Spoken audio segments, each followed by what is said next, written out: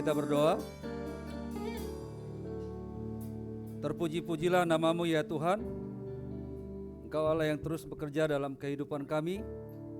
Engkau Allah yang terus berkarya di tengah-tengah keterbatasan kami, dan kuasa-Mu nyata atas kami ya Tuhan. Kami sudah bernyanyi bagi Tuhan. Tibalah saatnya kami akan mendengarkan sabda Tuhan lewat hamba. Maka berfirmanlah ya Tuhan, karena kami sudah siap mendengar di dalam nama Tuhan Yesus Kristus. Amin. Ya, shalom aleichem. Ya, silakan duduk Bapak Ibu. Bapak Ibu, minggu ini kita masuk dalam disiplin rohani yang kedua. Minggu lalu kita masuk dalam disiplin rohani yang pertama, lock in surga, lock out bumi. Artinya disiplin rohani yang pertama itu kita senantiasa terkoneksi dengan Tuhan. Lalu minggu ini kita masuk dalam disiplin rohani yang kedua, yaitu disiplin puasa. Minggu besok kita masuk dalam disiplin rohani yang ketiga, yaitu disiplin mengunyah firman Tuhan. Minggu besok.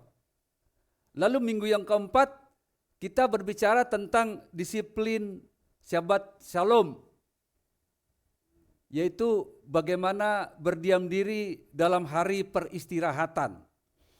Bapak Ibu, saya pribadi bersyukur gereja kita bikin tema tentang disiplin rohani. Kenapa saya bersyukur? Karena saya pikir berbicara tentang hal-hal besar, berbicara tentang pelipat gandaan, berbicara tentang melakukan perkara besar, berbicara tentang the next level, tapi kita abai tentang prinsip dasar, yaitu tentang disiplin. Karena menurut saya lebih baik melakukan disiplin-disiplin rohani dulu tanpa kita mengejar apa hal-hal besar tadi, maka itu akan datang sendiri. Sepakat? Sekali lagi, lebih baik kita melakukan disiplin-disiplin rohani sederhana sebenarnya. Siapa yang gak pernah berpuasa? Ada yang gak pernah berpuasa? Pasti ada, pasti ada. Kita zaman-zaman, ya ini balik lagi nih, zaman-zaman Bang Andi, kita berpuasa itu Kamis sore, bukanya jam 4 Jumat sore. Kamis malam, bukanya jam 4 sore Jumatnya, besoknya. Itu puasa total. Gitu. Saya dulu di kampus di asrama ada puasa yang puasa wajib, ada puasa yang kayak puasa terpaksa. Karena dulu donatur kami itu akhirnya dia tidak punya apa-apa lagi, sampai dia minus jual rumah, akhirnya kami puasa. Puasa bukan karena memang ada program puasa, tapi puasa karena memang di dapur asrama tidak ada apa-apa. Nah, kalau yang punya duit silahkan ke depan, silahkan belanja. Itu pada saat itu. Nah, sekali lagi minggu yang lalu kita disiplin harus terkoneksi terus dengan Tuhan. Lalu yang minggu sekarang kita harus disiplin puasa. Karena apa? Ternyata kekuatan kita itu terdapat dalam kelemahan kita. Seperti yang tadi M1 koordinator ibadah kita membacakan, cukuplah kasih karuniaku kepadamu, justru dalam kelemahanmu lah, kata Paulus dalam 2 Korintus pasal 12 ayat yang ke-7 sampai ayat yang ke-9, justru dalam kelemahanmu lah kuasaku sempurna, kata Tuhan. Amin. Nah, Bapak Ibu Saudara terkasih, beberapa tahun ini kita mendengar banyak istilah puasa. Ada puasa, saya nggak tahu Bapak Ibu pernah dengar nggak, puasa golongan darah. Kalau golongan darahnya ini tertentu, makanannya tertentu, begitu ya, ada ya. Kemudian ada puasa keto. Aku pikir dulu apa ini keto, puasa keto perak lah, aku nggak tahu. Ternyata puasa keto ini kurang lebih mirip dengan puasa IF, intermittent fasting. Tapi puasa keto ini sama, dia punya buka stop makan dan buka makan tertentu, tapi puasa keto itu lebih kepada mengurangi karbo. Ya, mengurangi karbo. Kemudian Ada juga puasa karbo, sama sekali dia nggak makan karbo, begitu kan? Lalu ada puasa intermittent fasting gitu. Nah ini puasa jam tertentu lalu buka jam tertentu, pantangannya ada, nggak ada pantangannya. Misalnya santri ini puasa, begitu buka puasa hantam baik, kata orang Betawi. Dulu Pak Gembala IF dulu nggak makan karbo tapi makan daging, terserah gitu. Nah saya pikir-pikir orang-orang melakukan puasa ini dengan sadar dan sukarela, tidak hanya menahan lapar tapi menahan selera terhadap makanan-makanan favorit, betul kan? Tujuannya minimal dua, satu untuk langsing dan satu untuk sehat, itu aja tujuannya kan? Ada nggak tujuan puasa selain langsing dan sehat? Nah, Bapak Ibu Saudara terkasih, pertanyaannya begini, jika untuk tubuh ini, jika untuk fisik ini, kita rela berkorban, bahkan ada seorang Skotlandia, namanya apa gitu, tapi nama belakangnya itu Barbie. Seorang Skotlandia, dia berpuasa 383 hari, setahun lebih. Dia hanya mengkonsumsi air putih, teh, dan kopi. Dalam beberapa bulan ia turun beratnya 207 kilo. Dalam beberapa bulan ia turun berapa? Karena puasanya ekstrim. Saya pikir kalau kita begitu ekstrim buat fisik ini, kenapa kita nggak coba lakukan untuk Tuhan?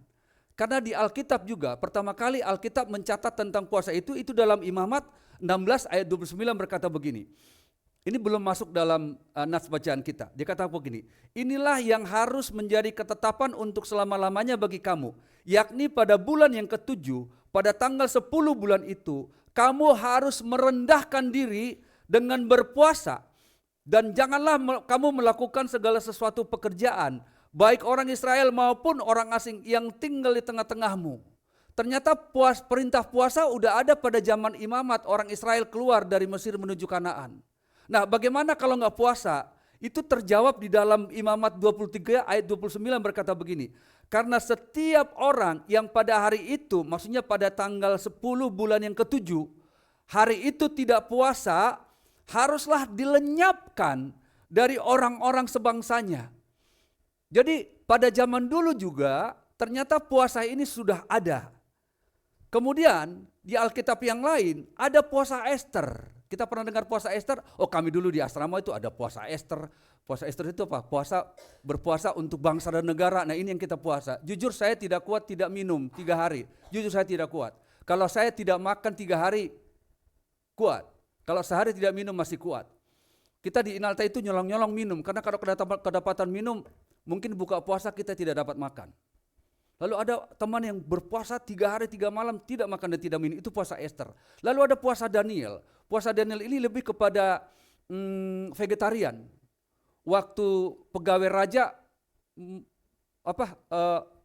mempersilahkan menu, ini menunya loh, gitu loh. Ini makanan raja, ini daging, ini anggur. Lalu Daniel hanya mau memakan sayur-sayuran dan air putih. Dan terlihat hasilnya seperti apa. Dan ternyata Bapak Ibu di Alkitab juga ada puasa Musa dan ada puasa Nabi Elia. Coba buka Bet. Dalam Keluaran 34 ayat 28, Bapak Ibu bisa lihat berkata begini. Dan Musa ada di sana bersama-sama dengan Tuhan, maksudnya di Gunung Sinai, 40 hari 40 malam lamanya, tidak makan roti dan tidak minum air. Ada dulu teman berkata begini, ya tapi dia makan buah katanya. Ada aja orang berkata begitu. Tapi Alkitab jelas mengatakan 40 hari lamanya Musa bersama dengan Tuhan di Gunung Sinai, tidak makan roti dan tidak minum air.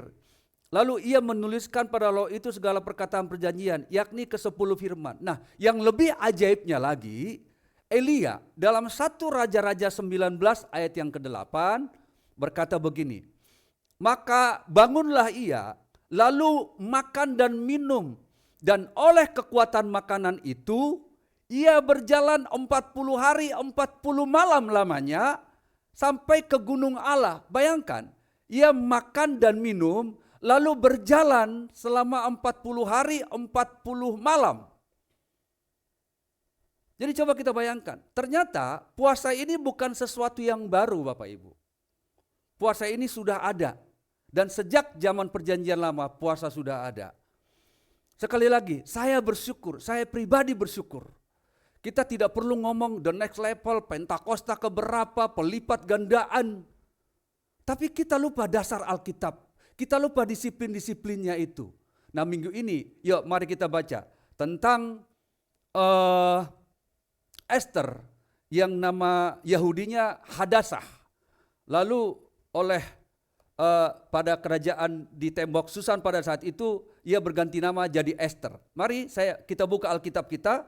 Dari Esther pasal yang keempat, ayat yang pertama sampai dengan ayat yang ke-17, Bapak Ibu ayat ini agak panjang. Saya sedikit bercerita tentang latar belakang ayat ini. Karena ada kata setelah mengetahui, apa yang diketahui pada ayat 4 ayat 1, ternyata begini. Ceritanya begini, di dalam Esther pasal 1, Raja Ahasiweros itu mengadakan perjamuan, dia undang pembesar-pembesar, lalu dia katakan kepada dayangnya, coba panggil Ratu Wasti. Oke? Tapi Ratu Wasti nggak mau. Wah ini raja malu banget. Akhirnya udah ganti dari Ratu Wasti. Coba kumpulkan penduduk di tembok Susan ini. Siapa yang ada? Nah pada saat itu ada Mordekai bersama dengan Hadasa. Hubungan Mordekai dengan Hadasa ini adalah hubungan sepupu. Bapak mereka bersaudara, tapi karena Mordekai lebih tua, maka Esther dia sudah anggap sebagai anaknya. Nah, orang Yahudi pada saat itu ada bersama-sama dalam kerajaan ini. Lalu Mordekai, kenapa? Coba ajukan kamu. Ternyata singkat cerita terpilihlah Esther menjadi ratu pengganti Ratu Wasti. Oke? Nah, pernah suatu ketika Mordekai menyelamatkan nyawa Raja Ahasiweros, tapi Raja Ahasiweros itu nggak tahu bahwa Mordekai pernah menyelamatkan. Tapi itu di pasal-pasal 5, 6, 7. Lalu suatu saat ada pembesar raja itu bernama Haman. Haman ini ya tangan kanannya, ya nggak tahu ya, dia mungkin kalau di pemerintahan Indonesia dia mungkin Menko gitulah ya. Lewat Mordekai, tapi Mordekai nggak tunduk. Nggak hormat kepada Haman. Haman marah. Ini orang saya akan bunuh. Nah kalau Bapak Ibu baca di Alkitab pasal yang ketiga, di Esther pasal yang ketiga, itu orang-orang Yahudi pada saat itu akan dipunahkan oleh Haman. Bisa buka. Singkat cerita akan digenosida oleh Haman. Tapi terlalu kecil aku membunuh Mordekai ini. Saya akan pembesar. Ya kecil banget sih, saya bunuh satu orang. Maka saya akan bunuh semua orang Yahudi yang ada di tembok Susan ini, yang ada dalam kerajaan Raja Ahasiweros ini. Nah ternyata niat untuk membunuh itu ketahuan oleh Mordekai. Oke? Niat membunuh untuk memunahkan orang Yahudi itu ketahuan oleh oleh Mordekai. Maka keluarlah pasal 4 ayat 1 ini. Saya akan baca sampai dengan ayat 17, Bapak Ibu bisa ikutin. Dalam TB kedua. Usaha Mordekai untuk menolong orang Yahudi. Setelah mengetahui semua yang terjadi itu, Mordekai mengoyak pakaiannya serta memakai kain kabung dan abu. Kemudian ia keluar berjalan di tengah-tengah kota sambil menangis dengan nyaring dan pedih. Coba ia menangis di tengah-tengah kota. Oh, aduh, mampuslah kami. Pokoknya kalau di terjemahan lama ia menangis dengan sekeras-kerasnya. Di terjemahan lain ia menangis dengan nyaring. Ia pergi hanya sampai di depan pintu gerbang istana raja. Karena tak seorang pun boleh memasuki pintu gerbang istana raja dengan berpakaian kain kabung. Nggak boleh. Di setiap daerah kemana titah dan undang-undang raja telah sampai, maksudnya undang-undang untuk pemusnahan orang Yahudi ini, udah sampai ke semua daerah, maka ada perkabungan besar di antara orang Yahudi, disertai puasa dan ratap tangis. Bayangkan, mereka tahu nasib mereka akan berakhir. Maka mereka meratap sejadi-jadinya, lalu mereka berpuasa. Banyak orang membentangkan kain kabung dengan abu sebagai alas tempat tidurnya. Coba segitunya. Ayat keempat, ketika dayang-dayang dan sida-sida Esther memberitahukan hal itu kepadanya, sangat risaulah hati ratu. Ia mengirim pakaian supaya dikenakan pada Mordekai dan supaya kain kabung ditanggalkan darinya. Tetapi ia, maksudnya Mordekai, tidak menerimanya. Esther lalu memanggil Hatah, salah seorang sida-sida raja yang ditetapkan untuk melayani dia. Ester memberi perintah kepadanya untuk menemui Mordekai dan menanyakan apa arti dan sebab hal itu. Lalu keluarlah Hatah menemui Mordekai di lapangan kota yang di depan pintu gerbang istana raja. Mordekai menceritakan kepadanya segala yang dialaminya serta banyak perak yang dijanjikan Haman untuk ditimbang bagi perbendaharaan raja sebagai harga pembinasaan orang Yahudi. Salinan surat undang-undang yang dikeluarkan di Susan untuk memunahkan mereka, ia serahkan kepada Hatha untuk diperlihatkan dan diberitahukan kepada Ester. Jadi surat kuasa untuk memunahkan orang Yahudi itu diserahkan Mordekai kepada Hatha untuk supaya Ester membacanya. Untuk diperlihatkan dan diberitahukan kepada Ester. Hatha juga disuruh menyampaikan pesan kepada Ester supaya pergi menghadap raja untuk memohon kasih karunia-Nya dan membela bangsanya di hadapan baginda. Lalu masuklah Hatha dan menyampaikan perkataan Mordekai kepada Ester. Akan tetapi Ester menyuruh Hatha memberitahukan kepada Mordekai. Begini katanya, semua pegawai raja serta penduduk daerah kerajaan mengetahui bahwa bagi setiap laki-laki atau perempuan yang menghadap raja di pelataran tanpa dipanggil, berlaku satu undang-undang. Untuk orang itu harus dihukum mati. Hanya orang yang diberi uluran tongkat emas oleh raja akan tetap hidup. Padahal selama 30 hari ini aku tidak dipanggil menghadap raja. Ketika perkataan Ester disampaikan kepada Mordekai, Mordekai menyampaikan jawaban ini kepada Ester. Jangan kira karena engkau di istana raja, hanya engkau dari antara semua orang Yahudi yang akan terluput. Sebab jika engkau berdiam diri saja pada saat ini, pertolongan dan kelepasan bagi orang Yahudi akan muncul dari pihak lain. Tetapi engkau dan kaum keluargamu akan binasa. Siapa tahu justru untuk seperti ini engkau beroleh kedudukan sebagai ratu. Ayat 15. Lalu Ester menyampaikan jawaban ini kepada Mordekai. Pergilah, kumpulkanlah semua orang Yahudi yang ada di Susan dan berpuasalah untuk aku. Jangan makan dan minum selama 3 hari. Siang dan malam, aku serta dayang-dayangku pun akan berpuasa demikian. Kemudian aku akan masuk menghadap raja, meskipun berlawanan dengan undang-undang. Kalau aku harus mati, biarlah aku mati. Mordekai lalu pergi dan melakukan sama seperti yang dipesankan Ester kepadanya. Bapak Ibu Saudara terkasih, jelas apa yang menjadi alasan Ester untuk menyuruh orang-orang Yahudi berpuasa. Jelas sekali. Dan hal yang membuat saya berkesan adalah ketika Ester mengetahui bahwa orang-orang Yahudi akan digenosida atau akan dimusnahkan secara massal, ternyata Ester tidak mengandalkan kedudukannya sebagai ratu, tidak mengandalkan kepandaiannya ataupun pengaruhnya di istana raja. Justru yang membuat saya pribadi berkesan adalah ia justru mengajak bangsanya untuk berpuasa, baginya sebagai tanda kerendahan hati dan penyerahan diri total. Saya pikir bukannya Ester berpasrah diri, kalau terpaksa aku harus mati, biarlah aku mati, tidak. Perlu diketahui Bapak Ibu, satu-satunya Alkitab yang tidak ada kata tulisan Tuhan atau Allah, atau katanya, kuasanya, huruf besar, perlindungannya, huruf besar. Satu-satunya kalimat yang tidak ada tulisan Allah, Tuhan dan-Nya adalah Ester. Bapak Ibu bisa baca dari Ester pasal yang pertama sampai dengan terakhir, tidak ada tulisannya. Tidak ada tulisan kata Allah atau tidak ada tulisan kata Tuhan. Kenapa? Karena secara politik, orang-orang Yahudi pada saat itu tertekan. Ibaratnya mereka ada gereja bawah tanah istilahnya. Mereka tidak memiliki kebebasan untuk beribadah. Bahaya kalau ada sebutan Tuhan pun bahaya. Sekali lagi, ada sebutan Tuhan pun atau Allah atau YHWH itu pun bahaya. Makanya kalau kita baca Ester 1 sampai dengan pasal yang ke-10 tidak ada kata tulisan Tuhan, Allah atau Nya.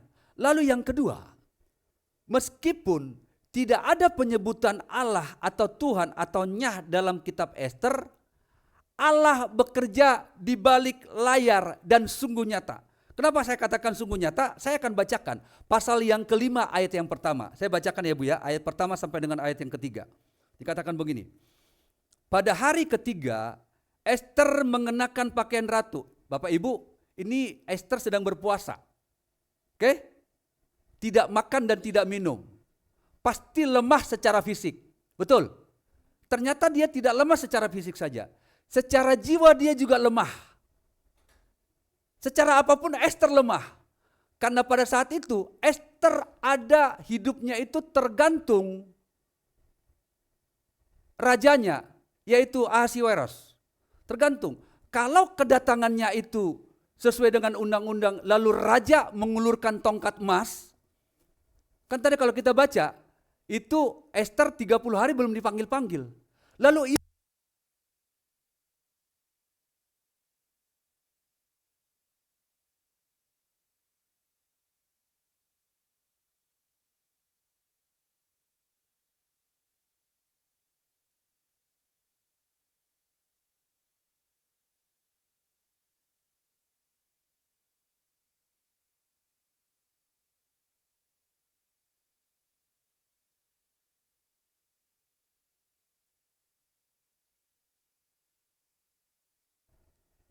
kuasa Tuhan nyata. Saya baca buat kita. TB 2. Pada hari ketiga, Ester mengenakan pakaian ratu, lalu berdiri di pelataran dalam istana raja, di depan istana raja. Raja bersemayam di atas tahta kerajaan di istana, berhadapan dengan pintu istana itu. Ketika raja melihat Ratu Ester berdiri di pelataran, raja berkenan kepadanya dan mengulurkan tongkat emas yang ada di tangannya ke arah Ester. Dan ternyata tidak hanya itu Bapak Ibu. Tidak hanya nyawanya yang terselamatkan, ternyata Raja Ahasiweros menawarkan separuh dari istananya akan diserahkan kepada Ester. Luar biasa. Karena penyerahan di total. Saya baca kembali ayat 2. Ketika raja melihat Ratu Ester berdiri di pelataran, raja berkenan kepadanya dan mengulurkan tongkat emas yang di tangannya ke arah Ester.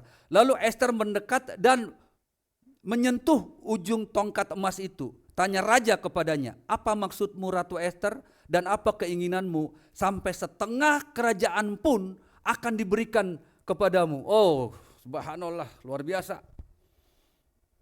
Haleluya, ya luar biasa. Coba bayangkan. Di tengah-tengah kepasrahan dalam tanda petik di ayat 16, ada dua senjatanya dia. Yang pertama dia mengajak orang-orang Yahudi berpuasa 3 hari 3 malam. Dan yang kedua berkata begini, di ayat 16 ayat terakhir. Jika aku harus terpaksa mati, ya udah gak apa-apa mati. Artinya apa? Artinya penyerahan diri total itu terlihat di dalam Ester. Bapak Ibu, ada tulisan, saya pikir kita pernah baca. Dikatakan begini, manusia itu bisa hidup 40 hari tanpa makan. Betul ya? 3 hari tanpa minum. 1 hari tanpa kamu. Enggak sih. Enggak. Sekali lagi, manusia itu hanya bisa hidup 40 hari tanpa makan, 3 hari tanpa minum, 8 menit tanpa oksigen, tapi manusia tidak bisa hidup sedetik pun tanpa pengharapan. Sekali lagi, manusia bisa hidup 40 hari tanpa makan, 3 hari tanpa minum, 8 menit tanpa oksigen, tapi manusia tidak bisa hidup sedetik pun tanpa pengharapan. Saat Ester menghadap Raja Ahasiweros dengan keberadaan dirinya yang sebenarnya nggak baik-baik saja Bapak Ibu. Sekali lagi saya ulangin. Secara fisik pasti lemah. Udah berpuasa, gemetaran hidupku. Ini tongkat emas nggak yang diulurkan? Tongkat emas nggak? Atau bunuh dia? Karena belum saatnya dipanggil. Betul ya? Secara fisik lemah. Meskipun dia ratu, tapi keberadaannya di bawah kuasa raja. Tapi karena penyerahan diri total, lewat puasa, lewat kelemahan dan pengakuan diri yang tidak bisa berbuat apa-apa, maka kemenangan rohani lahir lewat kuasa Tuhan yang tak terlihat. Amin. Bapak Ibu, saya baca sekali lagi dalam 2 Korintus 12 ayat 8 sampai 10. Tadi Kak Monci sudah baca, dikatakan begini. Tentang hal itu, maksudnya Paulus sudah berdoa bahwa ada duri dalam daging. Oke? Paulus sudah berdoa 3 kali kata Alkitab. Karena dia pikir, Sapu tanganku, bahkan baju bekasku aja dipakai orang yang sakit sembuh. Masa aku berdoa sama Tuhan gak sembuh-sembuh? Nah, lalu keluar bacaan ini. 2 Korintus 12 ayat 8 sampai 10. Tentang hal itu aku sudah 3 kali berseru kepada Tuhan, supaya utusan iblis itu mundur daripadaku. Ayat 9. Tetapi jawab Tuhan kepadaku, cukuplah kasih karuniaku bagimu, sebab justru dalam kelemahanlah kuasaku menjadi sempurna. Sebab itu terlebih suka aku bermegah atas kelemahanku, supaya kuasa Kristus turun menaungi aku. Karena itu kata Paulus, aku senang dan rela dalam kelemahan, di dalam siksaan, di dalam kesukaran, di dalam penganiayaan dan kesesakan oleh karena Kristus. Sebab jika aku lemah, maka aku kuat. Saya pikir apa yang dialami Paulus, mungkin itulah yang dialami Mordekai dan Hasada atau Esther. Ia sudah tidak bisa berbuat apa-apa lagi. Kecuali kalau ia ratu, kuasanya sejajar dengan raja, mungkin raja masih bisa memberikan maklumat, ya udah deh.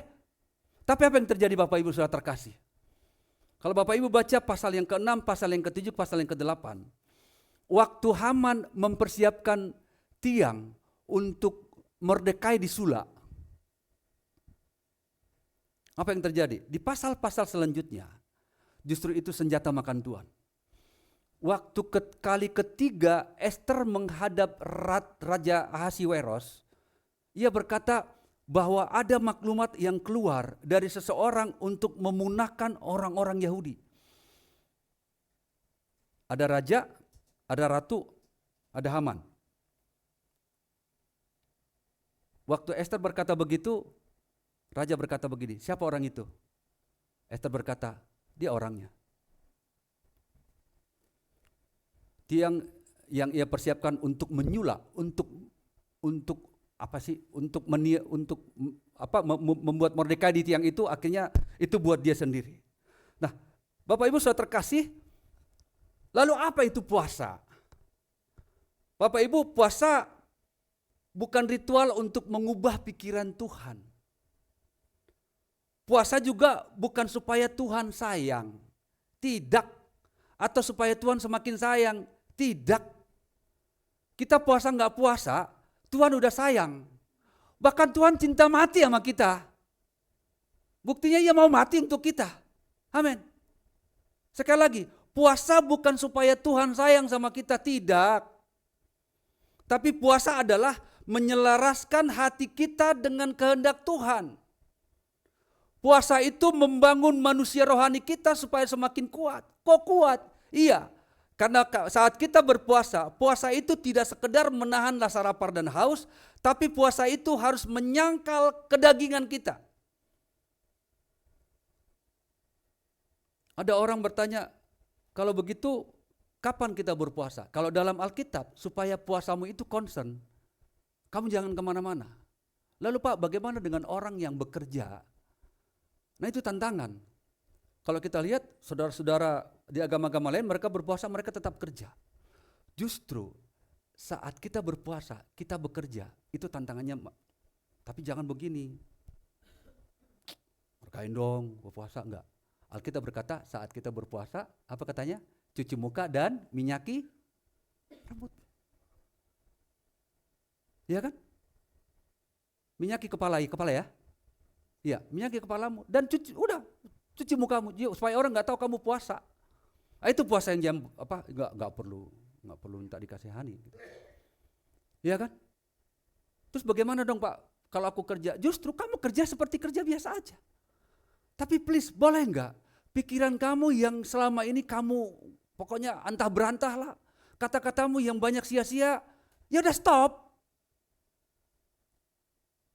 Kalau kamu hanya sekedar menahan rasa lapar, hanya sekedar menahan rasa haus, tapi ibadahmu itu kamu tidak terkoneksi dengan Tuhan, sorry to say, kamu hanya mendapat sehat fisiknya aja, tapi sehat rohaninya nggak dapat.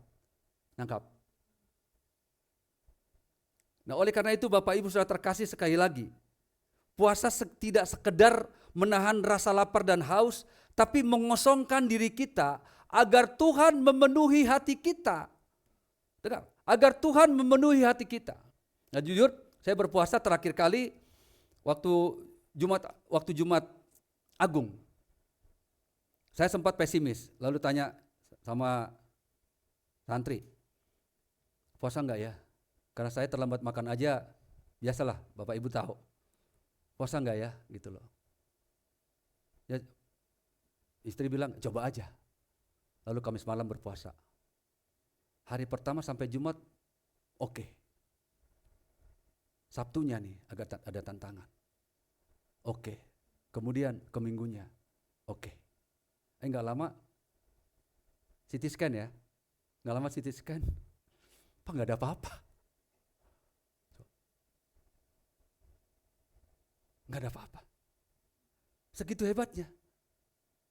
Saya tidak tahu rohaniku terbangun atau tidak. Tapi saya bisa merasakan itu. Tapi minimal kesehatanku dapat. Amin. Jadi sekali lagi Bapak Ibu, puasa bukan sekedar menahan lapar, tapi mengosongkan diri kita agar Tuhan yang memenuhi hati kita. Coba Bapak Ibu, saat kita mungkin nanti malam atau mulai besok pagi tidak makan dan tidak minum. Bapak Ibu please tidak hanya sekedar menahan rasa lapar dan haus saja. Itu hanya dapat sehat fisiknya, dapat langsingnya, dapat sehatnya. Tapi membangun tubuh roh kita ini. Kan Alkitab berkata dalam 1 Korintus 15:44, saya sering katakan ini. Di dalam tubuh ini ada tubuh roh. Saat kita berpuasa memang tubuh fisik menciut. Tapi tubuh roh terbangun. Amin Bapak Ibu. Sekali lagi, saat kita puasa memang tubuh fisik menciut. Tapi tubuh roh terbangun. Lalu ada yang bertanya begini, Bapak berapa lama puasa? Tadi pertanyaannya begini, kapan harus berpuasa? Silakan Bapak Ibu, kapan saja Bapak Ibu berpuasa, silakan. Puasa apa? Terserah. Saya tadi katakan di awal, saya tidak kuat tidak minum, saya harus minum. Enggak minum jus Bapak Ibu, air putih. Kapan? Terserah, silakan berpuasa. Berapa hari? Silakan, menurut kemampuan Bapak Ibu. Ada yang mengatakan berpuasalah pada hari libur, mungkin supaya kita lebih konsentrasi, silakan Bapak Ibu. Ada yang mengatakan kapan saja asal ada kerinduan. Lalu berapa lama berpuasa? Terserah, silakan berapa lama berpuasa. Yang penting berpuasa itu kalau kita niat untuk semakin membangun tubuh roh kita, untuk mengosongkan keberadaan kita, lalu semakin memenuhi hadirat Tuhan di dalam diri kita. Kalau sehari gak cukup, silakan 2 hari. Berarti tubuh rohani kita semakin besar. 2 hari tidak cukup, silakan 3 hari. Silakan 4 hari, silakan 5 hari. Untuk memenuhi Tuhan dalam hidup kita. Itu makna dari berpuasa. Sehatnya dapat, langsingnya dapat. Tubuh roh kita juga semakin dikuatkan. Amin Bapak Ibu. Lalu pertanyaan begini, saat kondisi apa? Saat kondisi yang bagaimana kita harus berpuasa? Terserah. Saat kondisi rohani kita merasa semakin ciut, silakan berpuasa. Saat kita memiliki pergumulan, silakan berpuasa. Karena ada ayat bahwa perkara ini tidak bisa dilakukan kecuali dengan doa dan berpuasa. Silakan. Lalu saat kapan berpuasa? Saat kita gak ada pergumulan, gak ada masalah, gak ada sakit penyakit, kita sehat, kita bersyukur, silakan berpuasa. Itulah persembahanmu kepada Tuhan. Amin, Bapak Ibu saudara terkasih. Lalu kalau kita lihat cerita-cerita selanjutnya, apa yang terjadi kepada Mordekai, ia dijumpai oleh raja. Ternyata ada suatu ketika Mordekai, kalau nggak salah dayang-dayangnya, aku lupa, aku kemarin sudah baca, dayang-dayangnya akan membahayakan nyawa Ahasiweros. Ternyata diselamatkan oleh Mordekai. Dan akhirnya Mordekai bisa bertemu dengan Raja Ahasiweros. Itu karena apa? Karena koneksi mereka dengan Tuhan yang saat itu tidak sebebas kita. Coba bayangkan Bapak Ibu, tidak sebebas kita, tidak seberuntung kita, tapi koneksinya Mordekai dengan Esther itu terkoneksi dengan Tuhan. Dapat tema minggu yang lalu, ya kah? Lock in dengan surga. Nah kita Bapak Ibu sudah terkasih, kita ini bebas sebebas-bebasnya. Mau puasa kapanpun bebas, mau buka puasa dimanapun, apapun yang mau kita makan bebas. Pertanyaannya, Kita terkoneksikan dengan Tuhan. Kita tune in nggak dengan Tuhan? Di tengah-tengah keterbatasan Mordekai, di tengah-tengah keterbatasan Ratu Esther atau Ratu Hadasa, ternyata justru di situ kuasa Tuhan semakin nyata. Saya ingat satu kalimat khotbah minggu yang lalu, kalimatnya kurang lebih seperti ini. Tolong kalau salah Pak Gem, justru dalam keheninganlah suara Tuhan itu nyaring. Benar gak Bang? Ya. Justru dalam keheninganlah suara Tuhan itu nyaring. Saya tidak habis pikir Bapak Ibu, ketika Bapak Ibu berpuasa, lalu berdoa, lalu masuk kamar. Saya sering saya katakan, oke? Saya tidak habis pikir, siapa saya, siapa ini anak muda, siapa kita. Lalu Tuhan hanya mau berdoa dengan kita. Kalau kamu mau berdoa, lalu kita katakan apa? Masuk kamar, tutup. Saya berpikir siapa saya di hadapan Tuhan, sehingga dia hanya mau berdoa dengan saya. Ayo Bapak Ibu, semakin kita merasa tidak ada apa-apanya di tengah-tengah dunia ini, semakin kita tidak merasa tidak ada apa-apanya di hadapan Tuhan. Justru, apa yang dikatakan oleh Paulus, justru di dalam kelemahanlah kuasa Tuhan semakin sempurna. Mari Bapak Ibu saudara terkasih, selamat menjalankan disiplin rohani yang kedua. Sekali lagi saya bersyukur, kita ini masuk dalam tema-tema yang sederhana. Tapi kalau ini kita lakukan, kita lakukan dulu deh. Contoh. Saya nggak tahu Kak Monci masih ada grup baca Alkitab nggak? Itu tema minggu depan. Masih ada, dulu ada grup kan? Masih ada ya? Enggak ya? Iya, itu contoh. Baca Alkitab, masih ada enggak? Gitu loh. Ayo, please. Kalau minggu kemarin kita harus terkoneksi dengan Tuhan, minggu ini disiplin, minggu depan kita mengunyah firman Tuhan. Masih terkoneksi enggak? Gitu loh. Lalu 2 minggu ke depan kita harus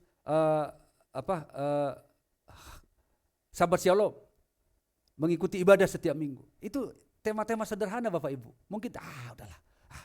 Tapi kalau ini kita lakukan, kita semakin terkoneksi dengan Tuhan. Di tengah-tengah masalah sesulit apapun, mari buktikan. Jika Esther dan Mordekai bisa melewati di tengah-tengah kelemahan mereka, kuasa Tuhan sempurna. Jika Esther bisa, saya pikir jemaat GRIP akan bisa melalui hal-hal yang segetir apapun. Selamat menjalankan puasa. Saya tidak tahu kapan Bapak Ibu berpuasa, saya tidak tahu. Puasa apa saja silakan. Bila perlu puasa dosa. Ya. Puasa dosa itu lebih bagus. Atau puasa kata-kata yang sia-sia. Atau puasa pikiran yang mengembara kemana-mana. Atau puasa perilaku yang tidak disukai orang-orang. Kalau kita melakukan disiplin-disiplin ini, saya percaya kita akan bisa melakukan hal-hal yang tidak pernah kita pikirkan. Amin. Mari kita berdoa. Sungguh kami bersyukur kepada Tuhan. Hari ini kami belajar dari seorang perempuan sebatang kara, lalu dibesarkan oleh sepupunya Mordekai, namanya Hadasa atau Esther. Ia ada di negeri orang untuk hidup meskipun tidak memiliki kebebasan. Tapi justru di tengah-tengah keterbatasan ruang gerak, termasuk keterbatasan untuk beribadah, Esther, Mordekai, dan orang Yahudi tidak bebas. Mereka sepertinya nggak ada apa-apanya di mata dunia. Lemah tak berdaya. Tapi ternyata sosok yang bekerja di balik layar yaitu Tuhan terus memantau keterbatasan itu. Memantau bagaimana hidup mereka akan dibinasakan oleh sebuah permufakatan jahat. Tapi justru dalam keterbatasan, dalam ketidaktahuan harus berbuat apa-apa kecuali hanya pasrah. Jika mati, aku harus mati. Dan hanya berpuasa yang mereka lakukan.